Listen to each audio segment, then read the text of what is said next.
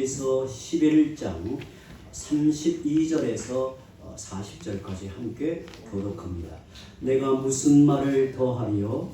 기드온, 바락, 삼손, 입다, 다윗 및 사무엘과 선지자들의 일을 말하려면 내게 시간이 부족하리로다.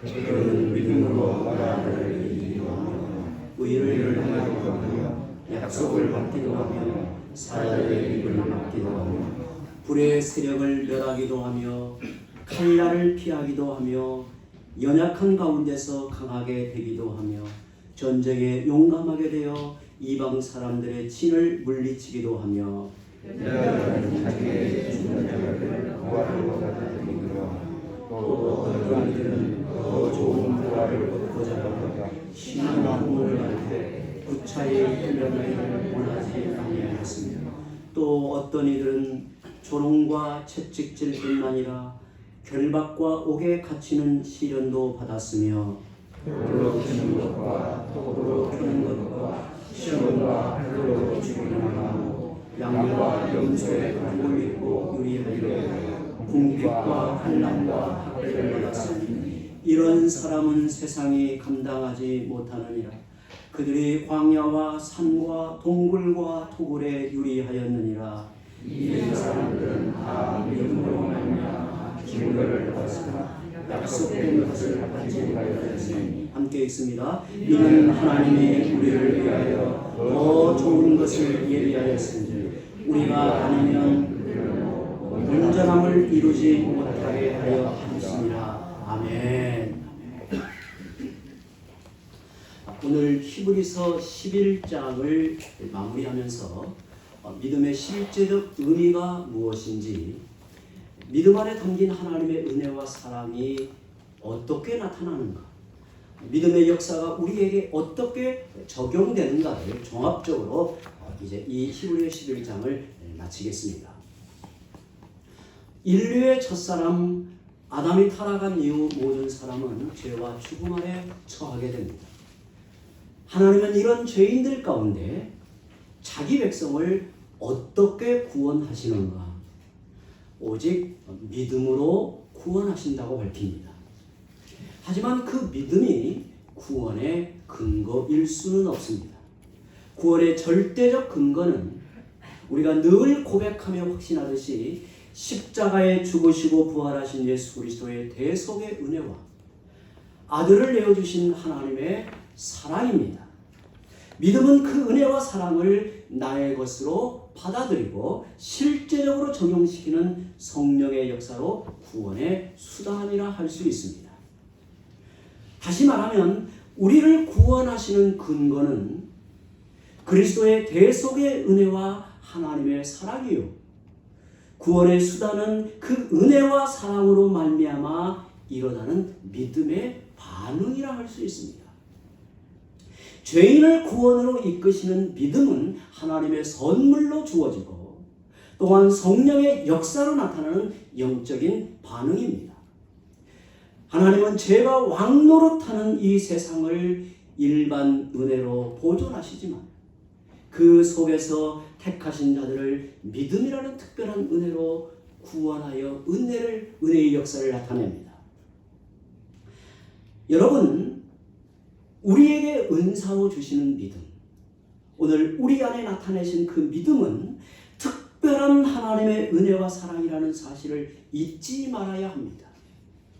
누구에게나 해당이 되는 일반적 은혜가 아닙니다. 믿음은 죄로 인해 부패한 인생이, 죄로 인하여 죽은 영혼이 하나님을 마음에 두기 싫어하고 더럽고 부끄러운 욕심으로 살아갈 때 하나님께로 돌이켜 영생의 삶을 살도록 이끄시고 설득하시는 특별한 하나님의 간섭이고 은혜입니다. 하나님은 택하신 백성을 믿음 안에 부르셔서 옛사람의 정욕을 좇아 살던 인생이 하나님의 약속을 바라는 것의 실상으로 보이지 않는 것들의 증거로 여기며 사는 삶으로 변화되어 믿음의 결국 곧 구원의 완성에 이르게 한다는 사실입니다. 히브리서 11장은 이와 같이 믿음으로 부름받아 하나님의 말씀을 따라 살았던 믿음의 선진들을 열거한 후에 이런 사람은 세상이 감당하지 못한다고 그들의 믿음을 증거합니다.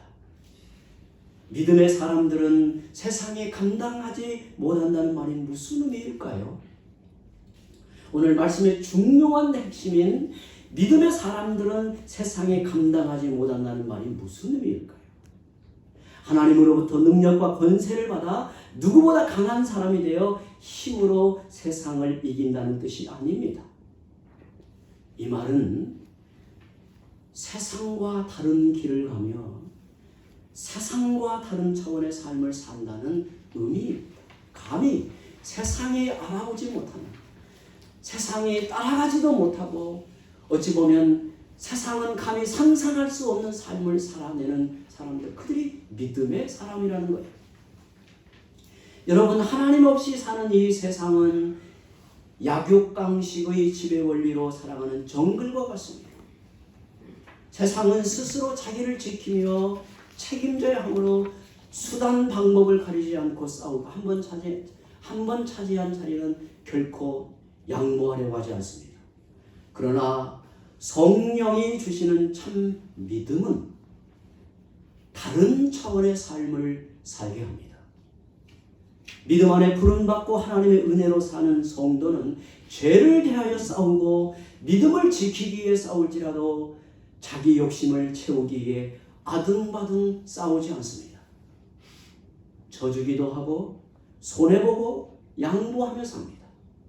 억울하고 괴로움을 당해도 그들은 억울하고 괴로움을 당해도 원수 갚는 것을 하나님께 맡기면서 악으로 악을 갚지 않고 선으로 악을 이겨냅니다.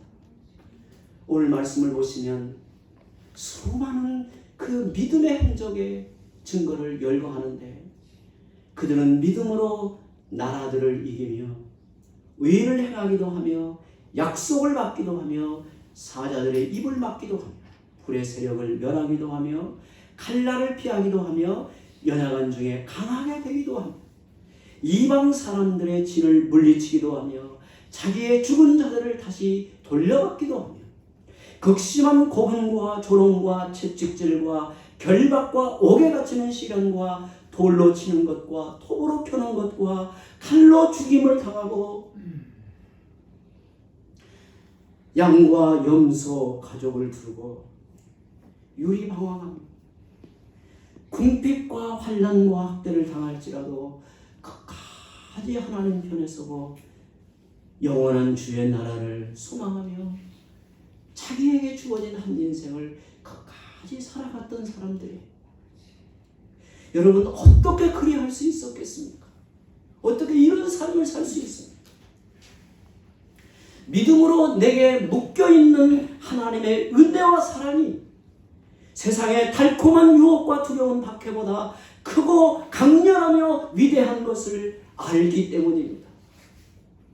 이 땅에서 무엇을 잃거나 무슨 일을 당해도 믿음으로 주님 안에 묶여있는 이 복됨과 비교할 수 없음을 알기 때문입니다.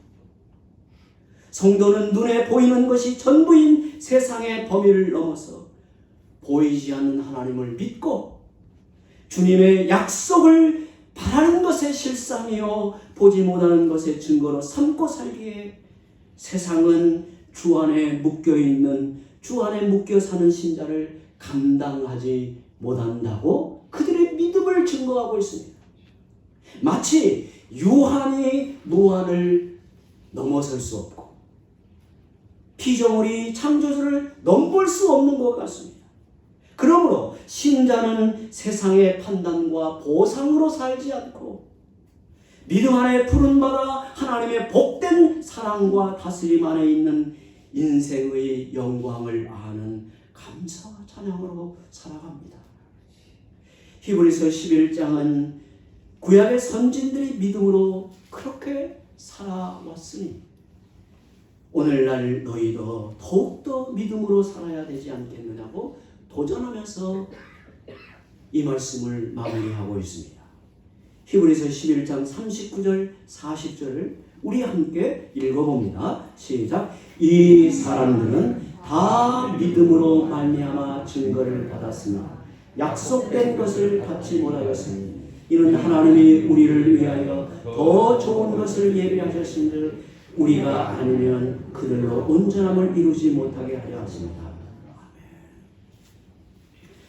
구약의 성도들은 하나님 말씀의 최고 약속인 그리스도를 바라는 것에 실상으로 보이지 않는 것들의 증거로 믿고 살았지만 그 약속의 실체인 그리스도를 받지는 못했습니다.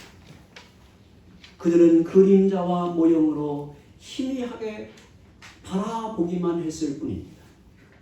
하지만 그들은 그 처한 자리에서 하나님이 예비하신 그 은혜와 사랑에 붙잡혀 세상이 감당하지 못할 믿음의 삶을 살았다면 예수님을 실상으로 받고 믿음의 증거로 보게 된 신약의 성도들은 더욱 그리해야 되지 않겠느냐고 권면하는 겁니다.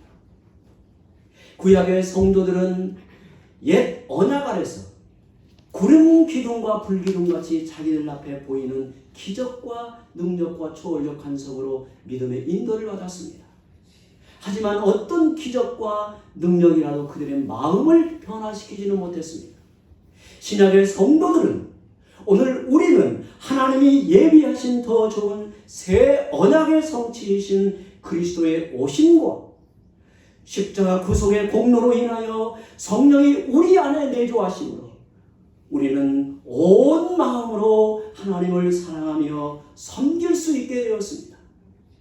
이제 우리는 하나님의 거룩한 소원을 품고 살 수 있게 구약 성도들이 그토록 소망했던 더 좋은 충만한 은혜를 누리며 살고 있는 겁니다.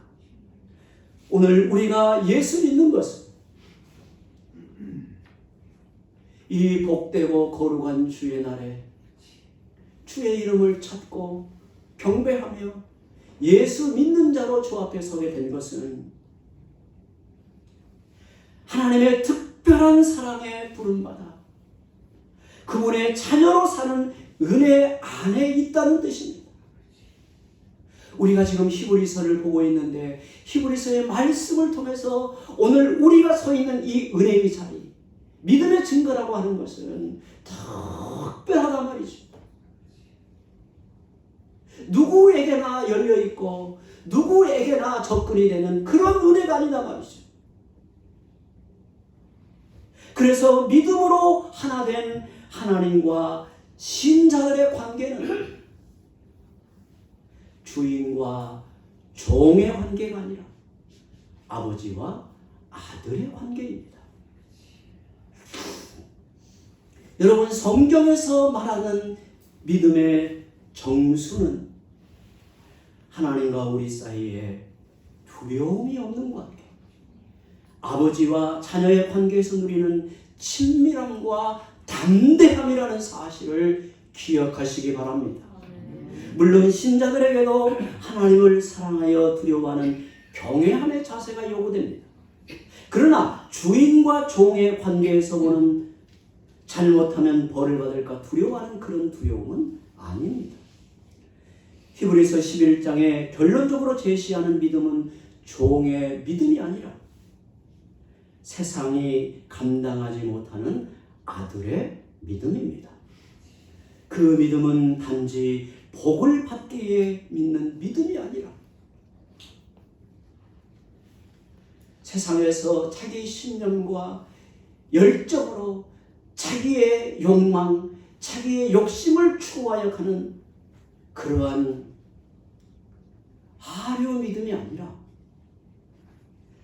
하나님의 사랑 안에 있는 자녀이기에 세상에서 받게 되는 어떤 대접과 판단에도 불구하고 하나님을 기쁘시게 하는 일을 보게 하거나 하나님의 마음을 거역하는 일을 용납하지 않는 믿음입니다. 종이 아니라 아들의 믿음은 승리와 기적의 현장만 아니라 고난과 탄식의 자리에도 끝까지 하나님 편에 서는 믿음입니다. 이런 믿음은 세상이 시험하는 어떤 유혹과 박해와 협박에도 굴하지 않고 그들이 내거는 어떤 보상과 이득에도 흔들리지 않기에 세상은 이런 사람을 감당하지 못한다고 말하는 것입니다.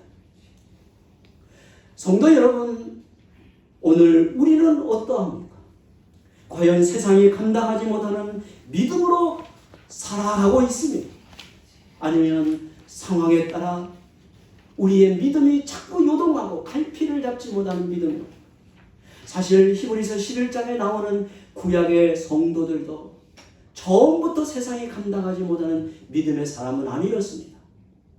그들은 본래 믿음의 사람으로 태어난 게 아니라 믿음의 사람으로 자라갔고 훈련되어서 장성한 믿음으로 주 앞에 서게 된 거죠. 오늘 우리도 이와 같습니다. 구약의 성도들이 믿음으로 부름받아 장성한 믿음에 이르게 하신 것처럼 하나님은 지금도 우리에게 이 말씀을 통해 모든 지혜와 능력과 사랑으로 역사하여 세상이 감당하지 못하는 믿음의 사람으로 세워가고 계십니다. 바로 그것을 위해 하나님은 유일하신 아들까지 아낌없이 십자가에 내어주시고 성령의 말할 수 없는 탄식으로 우리를 이끌고 계십니다. 그 하나님의 은혜와 사랑을 알고 믿음 안에 서는 것이 우리의 온당한 자세라는 것을 이렇게 말하고 있는 겁니다. 물론 이 땅에서 신자들의 믿음 생활은 조금도 흔들림 없이 매일마다 기쁨과 감격이 넘치는 순탄한 항해의 길은 아닙니다. 자주 흔들리고 의심하고 낙심하고 염려하고 좌절합니다. 이미 살펴보았던 구약의 성도들이 그리했습니다. 그러나 우리의 연약함보다 하나님의 사랑은 위대하고 압도적입니다. 우리의 미련함보다 하나님의 지혜는 훨씬 더 탁월합니다. 우리의 믿음 없고 연약한 체질을 아시는 주님은 우리를 격려하고 위로하시며 이렇게 말씀하십니다. 이 마태복음 6장의 부분을 함께 찾아 읽고 말씀을 마무리하겠습니다. 마태복음 6장 25절에서 26절 함께 이 말씀을 읽어봅니다. 시작. 내가 너희에게 이르노니 목숨을 위하여 무엇을 먹을까 무엇을 마실까 몸을 위하여 무엇을 입을까 염려하지 마라. 목숨이 음식보다 중하지 아니하며 몸이 의복보다 중하지 아니하며 공중의 새를 보라. 심지도 않고 거두지도 않고 창고에 모아들이지도 아니하며 너희 하늘 아버지께서 기르시나니 너희는 이것들보다 귀하지 아니하나.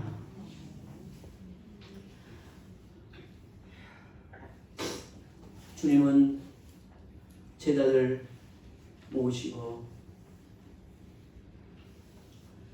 하늘에 나는 새를 가리키며 하나님이 공중의 새도 친히 기르신다 하십니다. 하찮은 들풀도 입히신다고 합니다. 하지만 그들에게 하나님은 아버지가 아닙니다. 그들에게 하나님은 창조주이실 뿐입니다. 그런데도 그것들을 먹이고 입히신다는 것. 주님은 우리에게 말씀하십니다. 마태복음 6장 30절 이하에 오늘 있다가 내일 아궁이에 던져지는 들풀도 하나님이 이렇게 입히시거든. 하물며 너희일까 보냐. 믿음이 작은 자들아. 그러므로 염려하여 이르기를 무엇을 먹을까 무엇을 마실까 무엇을 입을까 하지 말라. 이는 다 이방인들이 구하는 것이라. 너희 하늘 아버지께서 이 모든 것이 너희에게 있어야 할 줄을 아시느니라고 말씀합니다. 어쩌면 인생은 끊임없이 먹고 사는 문제로 염려하고 두려워합니다. 그러나 주님은 너희 생존의 문제는 너희가 염려할 게 아니라 하늘 아버지의 소관이므로 너희는 염려하지 말라고 하십니다. 이방인들은 자기 인생을 스스로 책임지고 해결해야 되기 때문에 죽도록 염려하고 걱정하며 사는 게 당연합니다. 그들의 삶의 방식일 수밖에 없는 거죠. 그러나 우리에게는 가장 든든한 하늘 아버지가 계십니다. 주님은 결론적으로 이렇게 말씀하십니다. 너희가 이방인이 아니라 하나님의 자녀라면 먹고 사는 문제로 염려하지 말고 또 너희 생존의 문제로 두려워하지 말고 너희는 먼저 하나님의 나라와 의를 구하라. 그리하면 이 모든 것을 너희에게 더하시리라고 말씀하십니다. 우리가 성도로서 살아갈 때 먹고 사는 일로 염려하고 두려움이 생긴다면 그때는 정신을 바짝 차려야 합니다. 분명한 사실은 신자들의 생존 문제는 하나님이 책임지십니다. 하나님은 이 땅에서만 아니라 영원한 삶까지도 보장하신다는 거예요. 우리는 이런 믿음으로 살아갈 뿐입니다. 우리는 이 땅에서 그리스도 안에서 성취된 믿음으로 살아가며 또한 주님의 강림하심으로 완성하실 하나님의 나라를 소망하며 살아갑니다. 이런 믿음의 사람을 세상은 감당하지 못합니다. 하나님의 돌보심을 온전히 믿고 담대함으로 살아가는 성도들이 되시기를 바랍니다. 기도합니다.